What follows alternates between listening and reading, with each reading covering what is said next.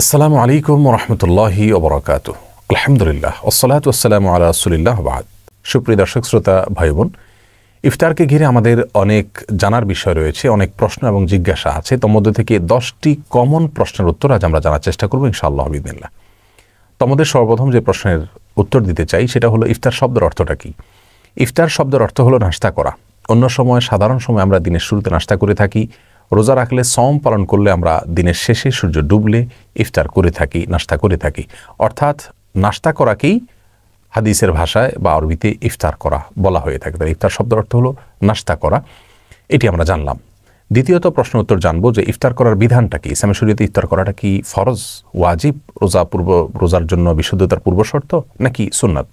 এর উত্তর হলো ইফতার করাটা সুন্নাত। যদি কেউ ইফতার করেন তাহলে তিনি সওয়াব পাবেন। অন্য সময় আমরা নাস্তা করলে কোনো সওয়াব পাবে এমন কোনো কথা নাই, বরং অন্য সাধারণ সময় আমরা নাস্তা করা না করা এটা আমাদের ইচ্ছার উপরে নির্ভরশীল। আমরা চাইলে করলাম, কেউ চাইলে না করলাম।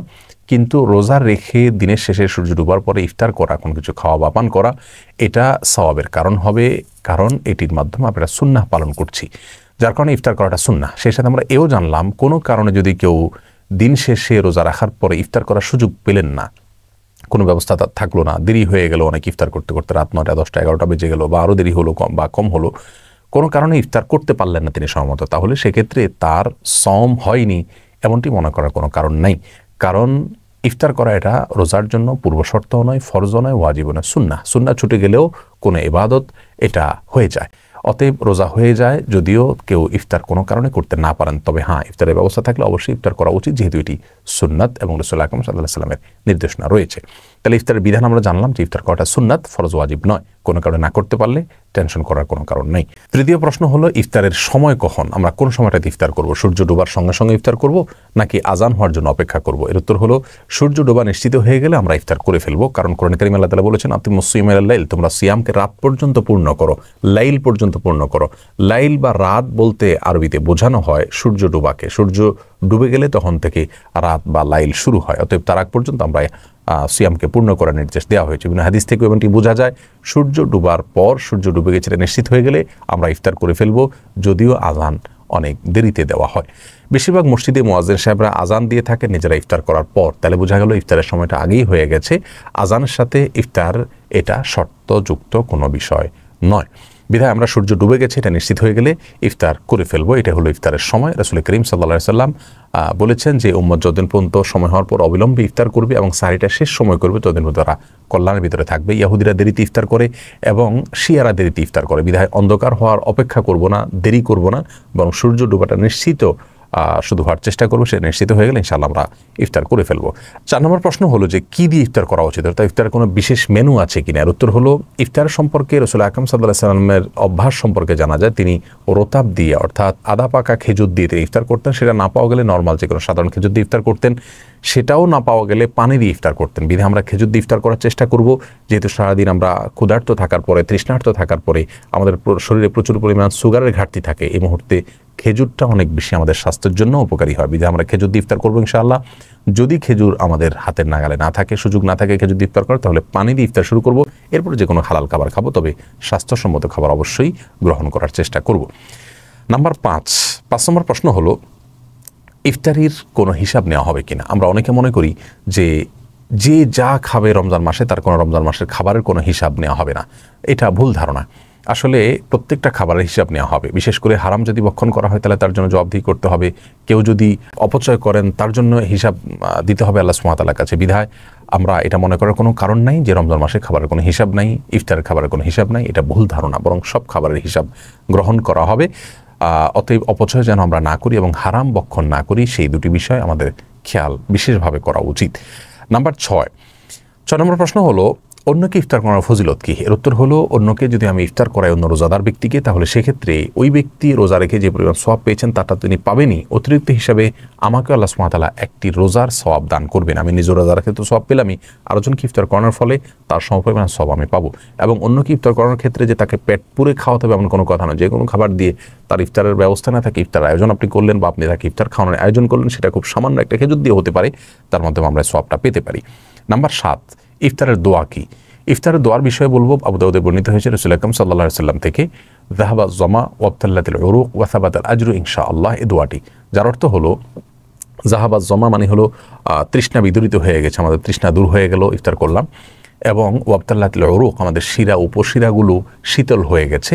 এবং ওয়াসাবাতাল আজর, ইনশাআল্লাহ আল্লাহর কাছে আমাদের আজার বা বিনিময় এটা দাঁড়িয়ে গেছে আল্লাহ যদি চান। তো এই দোয়াটি পড়া সুন্নাত। এর বাইরে একটি দোয়া আমাদের দেশে খুব বেশি প্রচলিত আছে, আল্লাহুম্মা লাকা সুমতু ওয়া আলা রিজকিকা আফতারতু, অর্থাৎ আল্লাহ আপনার জন্য সিয়াম পালন করলাম এবং আপনার জন্য ইফতার করলাম, অর্থাৎ আপনাকে সন্তুষ্ট করার জন্য সিয়াম পালন করলাম এবং আপনার সন্তুষ্টির জন্যই আমরা ইফতার করলাম। তাহলে এই দোয়াটিও আবু দাউদে বর্ণিত হয়েছে। এই দোয়াটি রাসূল আকরাম সাল্লাল্লাহু আলাইহি ওয়াসাল্লামের দিকে সম্বন্ধ রয়েছে। সেই সনদকে কোনো কোনো মুহাদ্দিস আপত্তি তুলেছেন, জয়ীফ বলেছেন, জয়ফের দাবি করেছেন। তবে এর আরও বিভিন্ন সূত্র রয়েছে। এ প্রসঙ্গে ইমাম নবী রাহমাহুল্লাহর আল আসকার কিতাবের ব্যাখ্যায় আল্লামা আব্দুল কাদের আল আরনাউত বলেছেন যে এর অনেকগুলো সনদ রয়েছে, সবগুলো মিলে এটা গ্রহণযোগ্যতার লেভেল পায়, যার কারণে যেগুলো তো আমরা পড়তে পারি। জাহাবাজ জমা ওয়াবতাল্লাতিল উরুক ওয়াসাবাতাল আজর, ইনশাআল্লাহ এই দোয়াটি বিশুদ্ধভাবে প্রমাণিত, সেই সাথে হাসান সূত্রে প্রমাণিত, সেই সাথে আল্লাহুম্মা লাকা সুমতু ওয়া আলা রিজকিকা আফতারতু, এই দোয়াটিও গ্রহণযোগ্যভাবে প্রমাণিত বিধায় আমরা যে কোনো দোয়া করতে পারি। আরও একটি দোয়াও রয়েছে।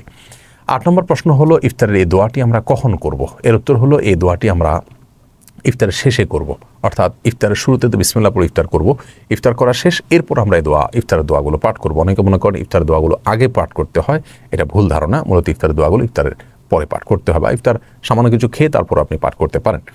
9 নম্বর প্রশ্ন হলো এ সময় দোয়া কবুল হয় কিনা, অর্থাৎ ইফতারের সময় দোয়া কবুল হয় কিনা। এই প্রশ্ন উত্তর হলো ইফতারের সময় দোয়া কবুল হওয়া নিয়ে অনেক আলোচনা রয়েছে। রাসূল করিম সাল্লাল্লাহু আলাইহি ওয়াসাল্লামের একটি হাদিস থেকে আমরা জানতে পারি, তিনি বলেছেন, মুসনাদ আহমদ এবং ইবনে হিব্বান বর্ণনা করেছে যে সালাতুন লা তুরাদ্দু দাওয়াতুহুম আও সালাসাতুন লা তুরাদ্দু দাওয়াতুহুম, 3 ব্যক্তির দোয়াকে ফেরত দেওয়া হয় না। তার ভিতরে একটি হলো আস-সাইম হাত্তা ইফতার, রোজাদার ব্যক্তি ইফতার করা পর্যন্ত তার দোয়া ফেরত দেওয়া হয় না। ওয়াল ইমামুল আদিল, এবং ন্যায়পরায়ণ বাদশাহ, তার দোয়া ফেরত দেওয়া হয় না। ওয়া দাওয়াতুল মাজলুম, এবং মাজলুম বা অত্যাচারিত ব্যক্তির দোয়া ফেরত দেওয়া হয় না। এই হাদিস থেকে বোঝা যায় যে রোজাদার ব্যক্তির দোয়া কবুল হবে, এবং সেটা ইফতারের আগ পর্যন্ত। ইফতারের আগ মুহূর্তে বিশেষভাবে দোয়া করতে হবে, হাদিস থেকে সেটি বোঝা যায় না। তবে তিরমিজির অন্য একটা বর্ণনা থেকে আমরা জানতে পারি এই একই হাদিস প্রায়, সেখানে শুধু একটু ভিন্নতা রয়েছে। সেখানে বলা আছে হেইনা ইফতির, অর্থাৎ রোজাদার ব্যক্তি যখন ইফতার করে ওই সময় তার দোয়া কবুল হয়। তাহলে এই হাদিস থেকে বোঝা গেল যে ইফতার করার সময়টাতে দোয়া কবুল হয়। ইবনে মাজার একটা হাদিস রয়েছে, সেখানে ভাষ্য হলো এরকম, ইন্নাহু লিস-সাইমি ইনদা ফিতরিহি দাওয়াতুন লা তুরাদ, নিশ্চয়ই রোজাদার ব্যক্তির ইফতার করার সময়টাতে একটা দোয়া তার কবুল করা হয়। তো এই হাদিস থেকে বোঝা যাচ্ছে যে ইফতারের সময় দোয়া কবুল হয়। সব মিলিয়ে আমরা বলতে পারি সারাদিনই রোজাদার দোয়া কবুল হয়। তবে ইফতারের আগ মুহূর্তে মানুষের শরীর ভেঙে পড়ে, মানুষ দুর্বল থাকে, আবার সূর্য ডোবার সময়টা খুব গুরুত্বপূর্ণ জিকিরের সময়। এই সময়টাতে বান্দা আল্লাহ সুবহানাহু ওয়া তাআলার কাছে দোয়া করলে দোয়া কবুল হবে, সে আশা খুব বেশি করা যায়। বিধায় ইফতারের আগে কোনো সিস্টেমিক্যাল দোয়ার কথা আমরা বলবো না, তবে কেউ চাইলে মনে মনে আল্লাহ সুবহানাহু ওয়া তাআলার কাছে এসে আমি দোয়া পেশ করতে পারে, যেহেতু এই সময় দোয়া কবুলের কথা বিভিন্ন হাদিস থেকে বোঝা যায়। ইফতার সম্পর্কে সর্বশেষ যে প্রশ্নের উত্তর দিতে চাই তা হলো ইফতারের সময় কি কি আমল করা উচিত। আসলে ইফতারের সময় বিশেষ কোনো আমল নাই, আমরা একে অন্যের সহযোগিতা করবো, আসলে মা বোনদের সহায়তা করবো, ইফতার আয়োজনের জন্য সবাইকে নিয়ে বসবো ইনশাআল্লাহ, আর বিসমিল্লাহ বলে ইফতার শুরু করবো। ইফতারের আগ মুহূর্তে মনে মনে আল্লাহর কাছে দোয়া পেশ করবো, যেহেতু রোজাদারের দোয়ার কবুলের শেষ সময়টা হলো ইফতার, বিদায় শেষ মুহূর্তে এসে আল্লাহ সুবহানাহু ওয়া তাআলার কাছে আমরা দোয়া পেশ করবো, আর সেই সাথে বিসমিল্লাহ বলে ইফতারের খাবার শুরু করব। ইফতার কিছুটা খেয়ে বা শেষ করে তারপর ইফতারের দোয়া পাঠ করবো। এর বাইরে ইফতারের সময় অন্য কোনো আমলের কথা কোরআন সুন্নাহ আমাদেরকে বলেনি। আল্লাহ সুবহানাহু ওয়া তাআলা আমাদের সকলকে সুন্নাহসম্মত ইফতার এবং বিশুদ্ধভাবে সকল আমল করার তৌফিক দান করুন।